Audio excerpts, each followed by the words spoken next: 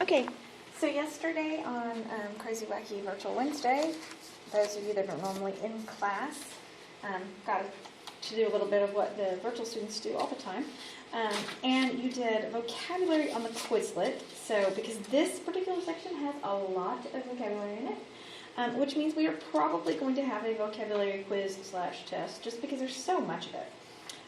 But we're going to, because you should have all that written down. Now, I know you just wrote all that down blindly and you don't know what any of that means, but that's okay. It just gives us a little bit of a head start on today. And then I had you watch a very short video on hypothesis testing, because that's what section unit we're going into. So we are going to be combining the last couple of chapters of this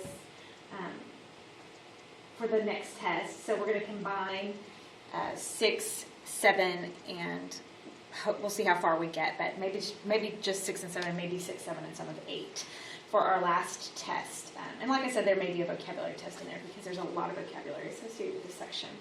All right, I'm going to come back to the table, and we will talk about the table in just a few minutes, but let's go on to writing hypothesis statements.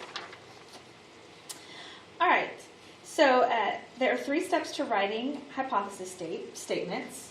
The first thing you want to do is you want to find the verbal claim.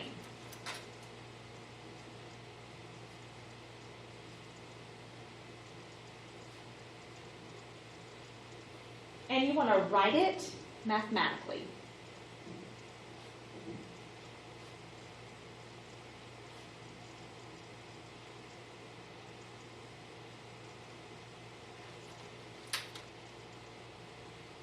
Once you have found the verbal claim and you write it mathematically, you also want to write the complement of the claim.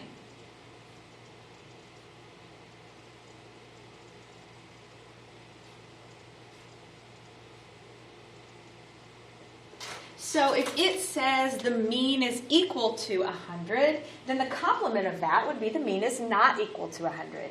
If it says that the proportion is greater than or equal to 2, then the complement of that would be that the proportion is less than 2. So you see what the complement is. So you're going to find the verbal claim, you're going to write it out mathematically with symbols, and then you're going to write out the complement of the claim as well. Then, after you have done that, then you are going to identify the null and the alternative hypothesis.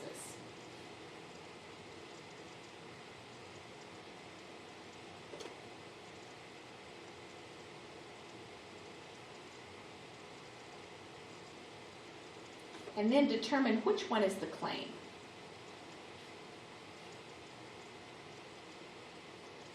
Now, so you're going to write mathematically. Now, I don't want you at this point, at the very beginning of this, you don't write an H naught, you do not write an HA. You write out the mathematical claim, mean equals whatever, mean greater than whatever, population less than whatever. You write out the claim, and you write out the claim's complement.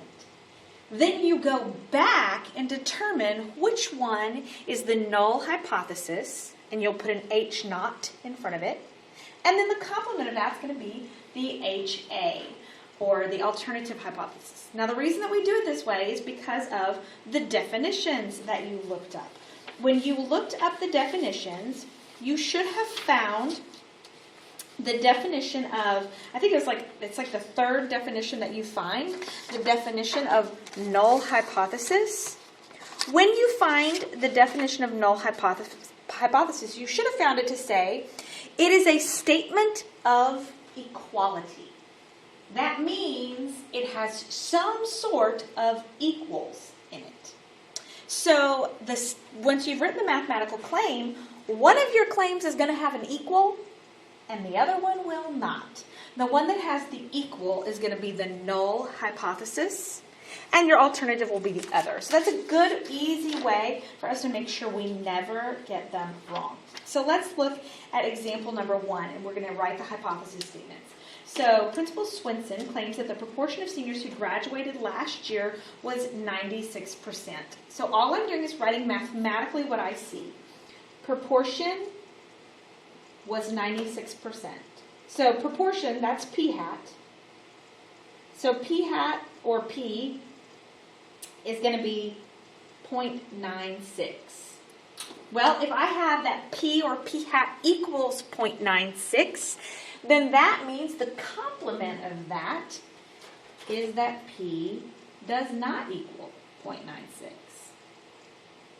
Now, I'm going to go back and figure out which one is my null hypothesis. Which one has equality in it? Well, the first one does. So in this case, my H naught happens to be the first thing listed, and my HA, my alternative hypothesis, is the second thing. All right? So it's just that simple. So you can take a second and try 2. All right, in 2, a toilet manufacturer claims that the flush rate is less than 1.6 per flush. The mean flush rate, 1.6, less than 1.6, so mean is less than 1.6. So the complement to that would be mean is greater than or equal to 1.6. So now I've got to go back and figure out which one is the null hypothesis. Well, in this case, the equality is on the second statement. So there's your null, and this is your alternative hypothesis. Now, so I skipped the part that says which one is the claim. This was the claim.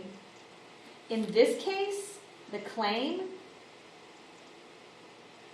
is the alternative hypothesis. So it's a good idea to keep track of whether or not your claim is the null or whether or not your claim happens to be the alternative hypothesis. All right, example number 3. Doritos advertises that their family size bags have a mean weight of more than 17 ounces.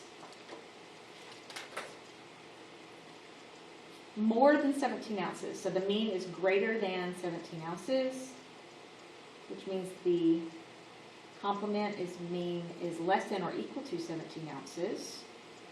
The statement of equality this time is my H naught is, which means the claim is actually alternative hypothesis.